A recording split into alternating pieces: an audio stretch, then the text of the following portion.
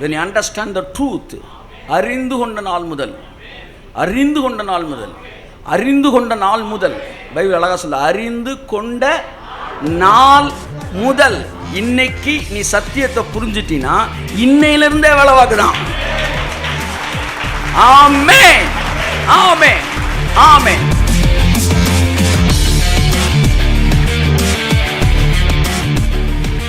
தேவனுடைய மெசேஜ் எங்க தெரியுமா தொடங்குது? மனம் திரும்புங்கள், பரலோக ராஜ்யம் சமீபமாக இருக்கிறது. அதான் ஃபர்ஸ்ட் மெசேஜ். ஃபைனல் மெசேஜ் என்னன்னா, ராஜ்யத்தில் என்னெல்லாம் இருக்கு, கையை தட்டு. ஆமென். அவரோட முதல் message, come in to the kingdom of God. ராஜ்யத்துக்குள்ள வந்துரு, அதான் முதல் செய்தி. கடைசி செய்தி, நீ வந்துட்ட பத்தியா, இந்த ராஜ்யத்தில் என்னெல்லாம் இருக்குன்னு நான் உனக்கு சொல்றேன்.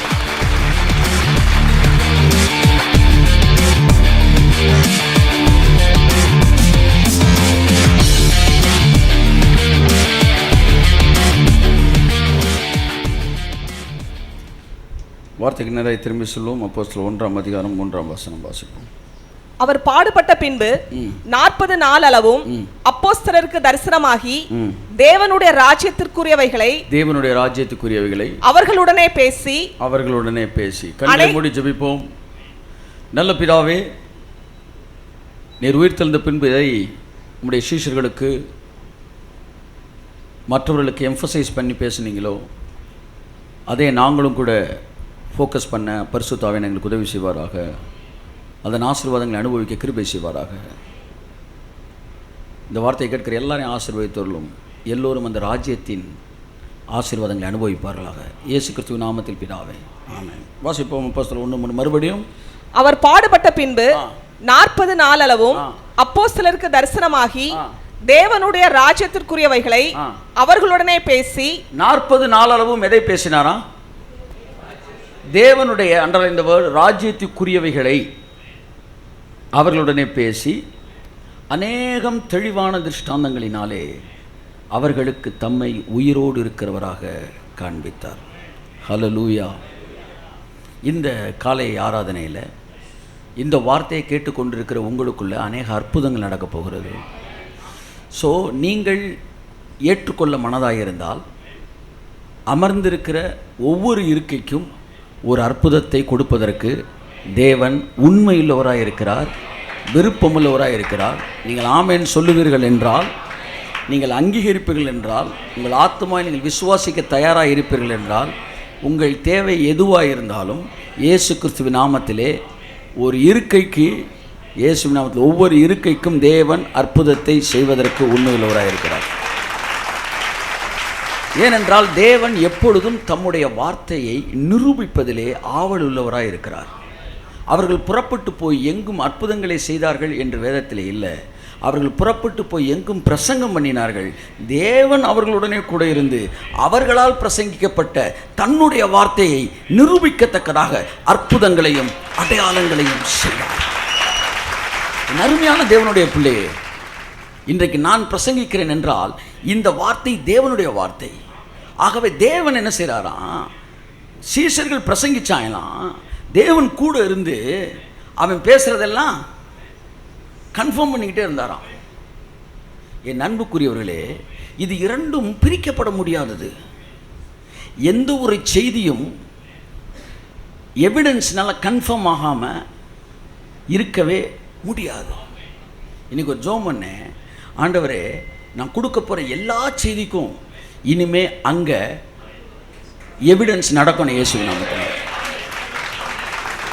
சைன்ஸ் அண்ட் ஒண்டர்ஸ், அற்புத அடையாளங்கள். தமிழில் எப்படி இருக்குன்னா, அடையாளம் அடையாளம்னு என்ன தெரியுமா? அடையாளம்னா என்ன? ஒன்று உண்மைன்றதுக்கு அடையாளம். நல்லா தெரிஞ்சுங்க. இன்னைக்கு கர்த்தர் உங்களுக்கு அற்புதம், இன்னையிலேருந்து கர்த்தர் உங்களுக்கு தொடர்ந்து ஒவ்வொரு சர்வீஸும் அற்புத ஆராதனை மாறுகிறது. ஒரு போலீஸ் உங்களை நிப்பாட்டுறாரு, நீங்கள் லைசன்ஸ் எடுத்துட்டீங்களான்னு கேட்குறாரு. உடனே நீங்கள் சொல்கிறீங்க, நான் எடுத்துட்டேன் சார்ன்றீங்க. இல்லைப்பா, என்னால் நம்ப முடியலன்னாரு. ஒரு ஓரமாக இல்லைங்க சார், நான் 8 போட்டு காட்டுறேன் அப்படின்னு சொல்லி நம்ம என்ன செய்ய முடியாது? 8 போட்டு காட்டினாலும் அவரை நம்ப மாட்டார். நீங்கள் லைசன்ஸ் வாங்கினீங்கன்றதுக்கு அடையாளம் 8 போடுவதோ 9 போடுவதோ, தேவைன்னா 11 கூட போடுவது.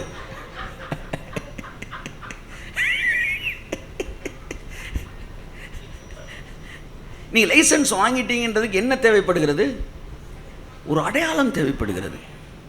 நீ ஆர்டிஓ கூட்டு வந்து சத்தியமாக செய்ய முடியாது. கற்பூரத்தை என்ன செய்யக்கூடாது, அணைக்க முடியாது. இல்லை வந்து ஜிஆரை கூட்டு வந்து என்ன செய்ய முடியாது, சோடா பச்சு இது கற்பூரத்தை அணைக்க முடியாது. ஸோ இதெல்லாம் வந்து எவிடன்ஸ் கிடையாது. உள்ளுக்குள்ள இருக்க லைசன்ஸை தூக்கி காட்ட வேண்டியது. இங்கே பாருங்கள் சார், 2024 வரைக்கும் எனக்கு வந்து ஓட்டுறதுக்கு அனுமதி கொடுத்துருக்குறாங்க. 24க்கு அப்புறம் கண் பார்வை மட்டும்தான் செக் பண்ண போகிறாங்க, ஓட்ட தெரியுமான்னு பார்க்க போகிறது கிடையாது. ஸோ நான் லைசன்ஸ் வாங்கிட்டேன்றதுக்கு ஒரு எவிடன்ஸ் தேவைப்படுகிறது. அப்படித்தான் நான் பிரசங்கிக்கிற வார்த்தை உண்மை என்பதற்கு ஒரு எவிடன்ஸ் தேவைப்படுகிறது. அந்த எவிடன்ஸை தருவதற்கு தேவன் உண்மையுள்ளவராக இருக்கிறார். Because this message is not my message, this is his message. Bible chase in English he confirmed his word. ஆச்சா, அப்போ நான் எதை பேசிக்கிட்டு இருக்கிறேன், அவர் வார்த்தையை பேசிக்கிட்டு இருக்கிறேன். அப்போ யார் சார் எவிடன்ஸ் தரணும்? கையை தட்டுங்க சார். இன்னைக்கு எவிடன்ஸ் தர்றார் இயேசு நாமத்தில். ஆமென், ஆமென். இனி ஆண்டவர் என் வாயிலிருந்து புறப்படுகிற ஒவ்வொரு வார்த்தைகளும் என்னுடைய பிரசங்கங்கள் எவிடன்ஸால் நிரப்பப்படுவதாக. ஆவியான அழகாக இன்னொரு ஜபம் சொல்லி கொடுத்தாரு. இனிமே பிரசங்கித்த எல்லாருக்குமே இனிமே பிரசங்கிக்கிறதுக்கு தான் அற்புத அடையாளங்கள் நடத்த வைக்க முடியும். ஆனால் நமக்கு இதுக்கு முன்னாடி பிரசங்கிச்சது கூட அற்புதம் செய்ய முடியும். ஏன்னா ஏகப்பட்டது யூடியூப்ல இருக்குல்ல. இனிமேல் அந்த பிரசங்கங்களுக்கும் அடையாளங்கள் நடைபெறுவதாக. யூடியூப்ல நீ எந்த மெசேஜை ஒருத்தன் கிளிக் பண்ணி பார்த்தாலும் அந்த மெசேஜ் முடிகிறதுக்குள்ள அவனுக்கு ஒரு அற்புதம் நடைபெறுவதாக இயேசு நாமத்தினால. தேவன் உயிருள்ள மீனை மட்டும் பெருக வைக்கிற தேவன் அல்ல, பொரிச்ச மீனையும் பெருக வைப்பார். ஆமாம், இப்போ நான் கொடுத்துக்கிட்டு இருக்கிறது உயிருள்ள மீன். போன வாரம் யூடியூப்ல இருக்க பொரிச்ச மீன், இதுவும் பெருகும். ஆகவே இனி அற்புதங்கள் அலைகடல யூடியூப்ல இருந்து பாய்ந்து வெளிவர போகிறது. வார்த்தை வந்து எவிடன்ஸை கொடுக்குது. இனிமே அதாவது நம்ம வந்து தேவனுடைய வார்த்தையை பேசுகிறோம், அந்த வார்த்தைக்கான எவிடன்ஸை தேவன் தருவார். அவர்கள் பிரசங்கித்த வார்த்தைக்கு எவிடன்ஸா. அப்படின்னா என்ன பிரசங்கிக்கிறோமோ அது சம்மந்தப்பட்ட அற்புதம் நடக்கும். ஆமென். ஐஸ்வர்யத்தை பிரசங்கிக்கும் போது ஐஸ்வர்யம் சம்பந்தப்பட்ட அற்புதங்கள் நடக்கிறது. தெய்வீக சுகத்தை பேசும்போது தெய்வீக சுகம் சம்பந்தப்பட்ட அற்புதங்கள் நடக்கிறது. என்ன வார்த்தை பிரசங்கிக்கிறார்களோ அந்த வார்த்தைக்கு அடையாளங்கள் கொடுக்கப்படுது. அதனால தான் அற்புத அடையாளம் அப்படின்னு இருக்கு. அதாவது அற்புதமே என்னவா கொடுக்கப்படுகிறதா, அடையாளமா. மிரக்கல் என்ன தெரியுமா, இட்ஸ் அன் எவிடன்ஸ், அடையாளம். சார் நான் லைசன்ஸ் வாங்கிட்டேன் அடையாளம், நான் இந்தியன் சிட்டிசன் அடையாளம். இப்போ இந்த அற்புதம் எதுக்கு தெரியுமா அடையாளம், இது கர்த்தருடைய வார்த்தை என்பதற்கு அடையாளம். அடையாளம் என்பது வேற அல்ல, அற்புதம் தான் அடையாளம். அற்புத இடையில கமாவே வராது. அற்புத அடையாளங்கள் சைன் அப்படின்னு இருக்கு. சைன் யாரோட சைன் அது? ஆமாம், ஐ இன்டர்பிரட் இட் சிக்னேச்சர். சைன் என்னன்னு சொல்கிறேன், சிக்னேச்சர்ன்றேன். யாரோட சிக்னேச்சர்? ஃபைலை நான் முடிக்கிறேன், இப்போ கடைசி அவர் வந்து சிக்னேச்சர் போட போகிறார். அந்த சிக்னேச்சர் தான் மிரக்கல். எத்தனை பேர் விரும்புகிறீங்க இன்னைக்கு காட் சிக்னேச்சர் உங்கள் வாழ்க்கையில் வர வேண்டும் என்று சொல்லி ஆமென் சொல்லுவோம். கர்த்தர் நம்முடைய வாழ்க்கையில் பெரிய காரியங்களை செய்வார். தேவன் உயிரோடு எழுந்த பிறகு 40 நாளளவும் என்ன பண்ணாரா, 40 நாளளவும் தேவனுடைய ராஜ்யத்துக்குரியவைகளை அவர்களுடனே பேசி. தேவனுடைய மெசேஜ் எங்கே தெரியுமா தொடங்குது, மனம் திரும்புங்கள், பரலோக ராஜ்யம் சமீபமாக இருக்கிறது. அதான் ஃபஸ்ட்டு மெசேஜ். ஃபைனல் மெசேஜ் என்னன்னா, ராஜ்யத்தில் என்னெல்லாம் இருக்கு, கையை தட்டு. ஆமாம், அவரோட முதல் message come in to the kingdom of God. ராஜ்யத்துக்குள்ளே வந்துரு, அதான் முதல் செய்தி. கடைசி செய்தி, நீ வந்துட்ட பத்தியா, இந்த ராஜ்யத்தில் என்னெல்லாம் இருக்குன்னு நான் உனக்கு சொல்கிறேன்னு விவரிச்சார். என் அருமையான தேவனுடைய பிள்ளைகளே, நீங்கள் ரட்சிக்கப்பட்டிருப்பீர்கள் என்றால் இப்பொழுது நீங்கள் தேவனுடைய ராஜ்யத்திற்குள் வந்திருக்கிறீர்கள். You are in the kingdom of heaven. எல்லாம் சொல்லுங்க, நான் தேவனுடைய ராஜ்யத்திற்குள்ளே, பரலோக ராஜ்யத்திற்குள்ளே இருக்கிறேன். கரங்களை தட்டி கர்த்தரை நன்றி சொல்லுவோம். நீங்கள் ராஜ்யத்தில் இருக்கிறீங்கன்னா அந்த ராஜ்யத்தின் ஆசீர்வாதங்களுக்கு நீங்கள் சுதந்திரவாளியாக இருக்கிறீர்கள். அது உங்களுடைய பிறப்புரிமையாக இருக்கிறது. நீங்கள் ராஜ்யத்துக்கு வெளியில் இருந்து நீங்கள் ஒன்றை உள்ளே இருந்து வாங்கலை, நீங்கள் உள்ளே இருக்கிறீங்க. நீங்கள் you are the citizen of heaven. Bible சொல்லுது, பரலோகத்திற்கும் பூலோகத்திற்கும் பூமிக்கும் முழு குடும்பத்திற்கும் நாமகரணராக இருக்கிற. புரியுதா உங்களுக்கு? இப்போ நீங்களும் பரலோகமும் எங்கே தான் இருக்கிறீங்க? ஒரே குடும்பம் என்று சொல்லுகிறது. ஒரு வீட்டில் ஒருத்தன் ஹாலில் உட்காந்துருக்கிறான், ஒருத்தன் பெட்ரூமில் இருக்கிறான். அப்படி தான் நம்ம ஹாலில் இருக்கிறோம், இல்லை நம்ம பெட்ரூமில் இருக்கிறோம், அவங்க ஹாலில் இருக்கிறாங்க. ஆனால் நம்ம எல்லாம் ஒரே வீட்டுக்குள்ளே தான் இருக்கிறோம். அண்டர்ஸ்டாண்ட் இட், புரிந்து கொள்ளுங்கள். நீங்கள் பூமியில் இல்லை, எப்போ ஆண்டவரே நான் உங்களோட வருவேன் அப்படின்னா, நீ வந்து ரொம்ப நாள் ஆச்சு. என்ன பைபிள் சொல்லுது? வந்து சேர்ந்தீர்கள். தெளிக்கப்படும் இரத்தத்தினிடத்திற்கும் பூரணமாக்கப்பட்ட ஆவிகளிடத்திற்கும், ஆபேலின் இரத்தம் பேசினதை பார்க்கலாம் நன்மையானதை பேசுகிற இரத்தத்தினிடத்திற்கும், சர்வ சங்கமாகிய தேவனுடைய சபைக்கும் நீங்கள் வந்து,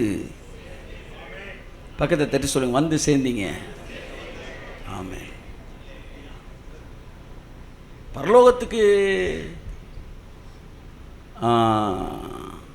பரலோகத்துக்கு வந்து சேர்ந்துட்டு பரலோகத்துக்கு போயிடுவோமா அப்படின்னு செய்தி கேட்டால் அந்த செய்தியே தப்பு. நாங்கள் பரலோக ராஜ்யத்துக்கு வந்து ரொம்ப நேரம் ஆச்சு. இந்த சிலர் இருப்பாங்க பாருங்கள், வந்து ஸ்டாப் வந்துட்டு போன பிறகு, நாங்கள் இந்த சின்ன வயசில் இருக்கும்போது நிறையா அந்த மாதிரி பண்ணுவோம்.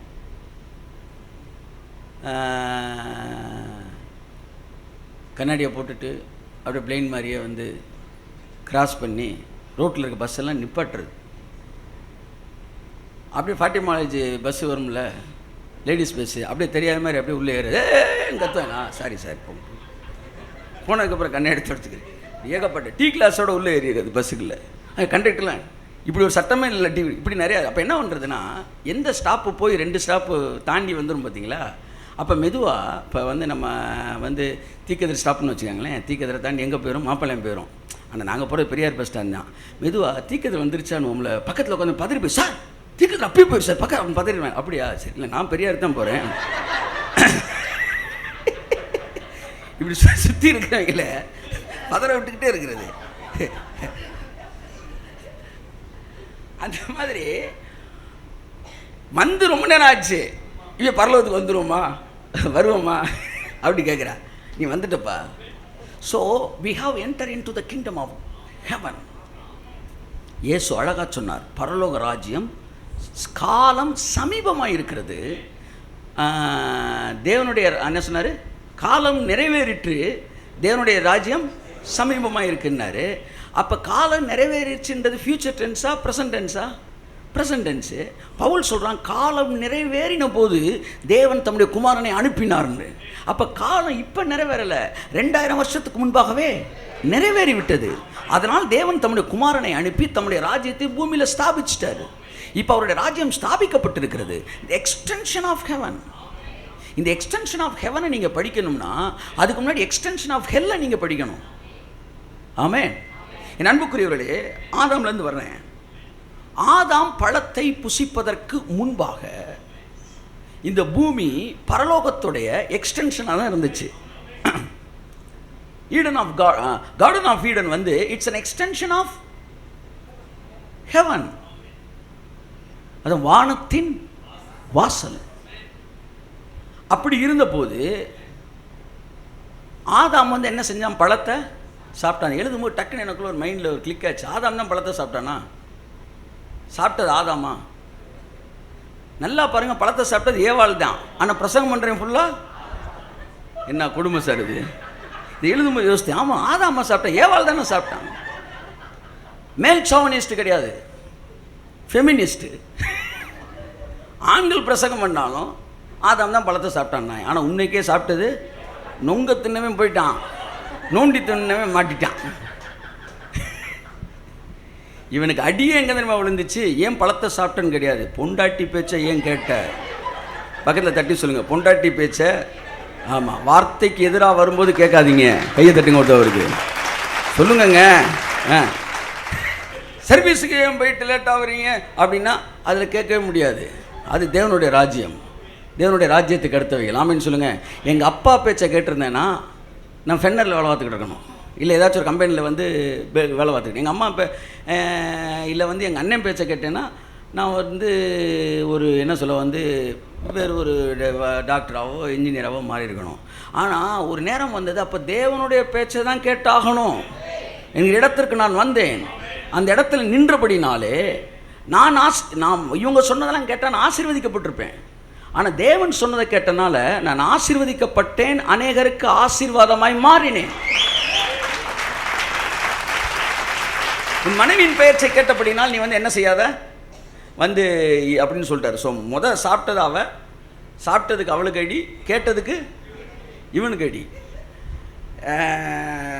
ஆதாம் சாப்பிட்டா ஏவாள் சாப்பிட்டாளா? அடுத்த வாரத்துலேருந்து பிரசங்க எப்படி பண்ணும், ஏவாள் பழத்தை புசித்த அப்படின்னு எல்லாம் திரும்ப திரும்ப ஆதாம் தான் சொல்கிறாங்க. அதான் ஜோசப் சொன்னதா செல்வா சொன்னேன். பரலோகத்துக்கு போனால் ஆதாம் கொண்டு எக்ஸ்ட்ரா ப்ரொடெக்ஷன் இருக்குமா. அம்புட்டு பேர் எங்கடா அவனை அந்த வெட்டி பயலால் தான் இம்புட்டு ஆச்சு, அவனை தூக்குங்கடா முதல்ல தூக்கி. அம்புட்டு பேர் ஆதாமை சுற்றிடுவாங்களாம். என்ன பாடுபட்ட உன்னால தான்டா இவ்வளோ பாடுபட்டு சேர்ந்ததே பெரிய மேட்டர்றாங்க. சுற்றி ரவுண்டை கொடுத்து அடிச்சிருவாங்கன்ற காண்டி எக்ஸ்ட்ரா 2 தூதர்கள் இருப்பாங்களாம். எல்லாம் ஒதுங்கு ஏதோ தெரியாமல் பண்ணிட்டார், விட்டுருப்பா. ஆதாமுக்காச்சும் எக்ஸ்ட்ரா ப்ரொடெக்ஷன், ஏவாளை உள்ளே கொண்டு போய் வச்சுருவாரு. இவர்கள் பழத்தை புசித்தப்ப பிசாசின் வார்த்தைக்கு கீழ்ப்படிந்ததுனால இந்த பூமி எக்ஸ்டென்ஷன் ஆஃப் ஹெல்லாக மாறிடுச்சு. ஹெல்லு வேறு, ஹெவன் வேறு. இப்போ பூமி எக்ஸ்டென்ஷன் ஆஃப் ஹெவனாக இருந்துச்சு, பிசாசு கீழ்ப்படிஞ்சோன்னே எக்ஸ்டென்ஷன் ஆஃப் ஹெல்லாக மாறிடுச்சு. அப்படின்னா என்ன அர்த்தம்? ஹெல்லில் என்னெல்லாம் நடக்குதோ அதெல்லாம் பூமியில் நடக்க ஆரம்பிச்சிச்சு. அதில் தான் இப்போ நம்ம வாழ்ந்துக்கிட்டு இருக்கிறோம். லிட்ரல் வேர்ல்டில் எக்ஸ்டென்ஷன் ஆஃப் ஹெல் என்னென்ன இருக்குது? வியாதி. தேவன் படைக்கும்போது பூமியில் வியாதி இல்லை. ஆனால் எப்பொழுது ஆதாம் பழத்தை புசித்தானோ அப்பொழுது நரகம் நீட்சி அடைந்தது. நரகம் நீட்சி அடைந்து பூமியிலே தனது ஆக்டோபஸ் கரங்களை விரித்தது. ஆகையால் பூமி என்ன ஆச்சு? வியாதிப்பட்டது. வியாதி வந்துச்சு. எக்ஸ்டென்ஷன் ஆஃப் ஹெல் என்னென்ன? வியாதி, வறுமை, கண்ணீர், விபத்துகள், பஞ்சம், பசி, பட்டினி, கொலை, கற்பழிப்பு, வேற என்ன? தற்கொலைகள், மரணம். These all things are the resemblance of hell and consequences of the sin. ஹெவனோடைய எக்ஸ்டென்ஷனில் மன்னிக்கும், ஹெல்லோட எக்ஸ்டென்ஷனில் ஹெல்லில் நடக்கிறதெல்லாம் நடக்கும். அதனால தான் நிறைய பேர் கேட்குறாங்க, கடவுள் நல்லவராக இருந்தால் எதுக்கு இதெல்லாம் நடக்குது? கடவுள் நல்லவர் என்பதனால் இதெல்லாம் நடக்கலை, நீ கெட்டவன்றனால இதெல்லாம் நடந்துக்கிட்டு இருக்கு. கேள்வியை நீங்கள் மாற்றி கேட்க வேண்டும். சுனாமியில் எத்தனை பேர் அழிந்தார்களே ஏன் அப்படின்னு ஒருத்தர் கேட்டப்ப, சுனாமியில் நான் அழியாமல் இருந்தேனே ஏன் கேள்வி கேளு. என் அன்புக்குரியவர்களே, ஏன்னா this is the extension of hell. இந்த உலகம் நரகத்தின் நீட்சியாய் மாறிவிட்டது. ஒரு வார்த்தை நீ கேட்டப்ப, சிக்னஸ், பாவர்ட்டி, ஆக்சிடென்ட்ஸ், டெத், இந்த மாதிரி நிறையா, பஞ்சம், பசி, பட்டினி, இது எல்லாம் நம்ம லிட்ரலாக we can see the reflection of hell. இது எத்தனை பேர் ஒத்துக்கிறீங்க? நரகத்தோட ரிஃப்ளெக்ஷனை அது என்னது, பிரதிபலிப்பை இந்த பூமியில் பார்க்குறீங்களா? அப்போ அது உண்மைன்னா ஆமென் சொல்லுங்கள். when you accept Jesus Christ as your personal savior, நீங்கள் இயேசுவை சொந்த இரட்சகராய் ஏற்றுக்கொண்டு அவருடைய ராஜ்யத்தின் புத்திரராய் மாறிவிட்டீர்கள் என்றால், அவருடைய ராஜ்யத்திற்குள் வந்துவிட்டது உண்மை என்றால், இதற்கு முன்பாக நரகத்தின் எக்ஸ்டென்ஷனில் நரகத்தில் நடந்ததை இங்கே பார்த்தது உண்மைனா, இனிமே நீங்கள் பரலோகத்து ராஜ்யத்தில் வந்தனால பரலோகத்தில் நடக்கிறத இங்கே பார்க்க முடியுமா முடியாதா? That's the bottom line of my message. தொடர்ந்து சில வாரங்கள் கர்த்தர் சித்தமானா பரலோக ராஜ்யத்துக்குரியவைகளை நாம் பேச போகிறோம். ஆமென் சொல்லுவோம். பரலோக ராஜ்யத்துக்குரியவைகள் எல்லாம் சொல்லுங்கள். அவைகள் என்னென்னலாம் இருக்குது அப்படின்னு தேவன் பேசினார். அப்போ என் அன்புக்குரியவர்களே, அப்போ நீங்கள் இயேசுவை சொந்த இரட்சகராக ஏற்றுக்கொண்ட பிறகு அவருடைய ராஜ்யத்துக்குள்ளே வந்துட்டீங்கன்னா நீங்கள் எக்ஸ்டென்ஷன் ஆஃப் ஹெவனுக்குள்ளே வந்துட்டீங்க. இப்போ இங்கே என்னெல்லாம் இருக்குது வரும், அங்கே என்னெல்லாம் இருக்கோ அதெல்லாம் இங்கே வரும். அங்கே என்ன இருக்குது? ஆரோக்கியம். அப்போ இந்த ராஜ்யத்தை எதெல்லாம் நீங்கள் பார்க்க போகிறீங்க? ஆரோக்கியம், ஐஸ்வர்யம், நீடிய வாழ்வு, பாதுகாப்பு, சாகாமை, தூதர்கள் உதவி, ஆளுகை, சமாதானம், சந்தோஷம், இவைகளெல்லாம் இந்த ரிஃப்ளெக்ஷன் எல்லாம் இங்கே நீங்க பார்க்க போறீங்க. ஏனென்றால் இங்கே we have entered into the extension of heaven. extension of heaven. நீங்க எங்க இருக்கீங்க? பரலோகத்தின் நீட்சிக்குள் இருக்கிறீர்கள். ஆகவே பரலோகத்தில் நடக்கிறவைகள் சாதாரணமாக உங்கள் வாழ்க்கையில் நடக்கும். பரலோகத்தில் நடக்கிறது சாதாரணமாக உங்கள் வாழ்க்கையில் நடக்கும். இதைத்தான் சூப்பர் நேச்சுரல்னு சொல்கிறாங்க. நான் என்ன சொல்கிறேன்? இது பரலோக ராஜ்யத்துக்கு உரியவைகள். உங்கள் சரீரம் மறுபடியும் கழுகுக்கு சமானமாய் வால வயது போல மாறும்.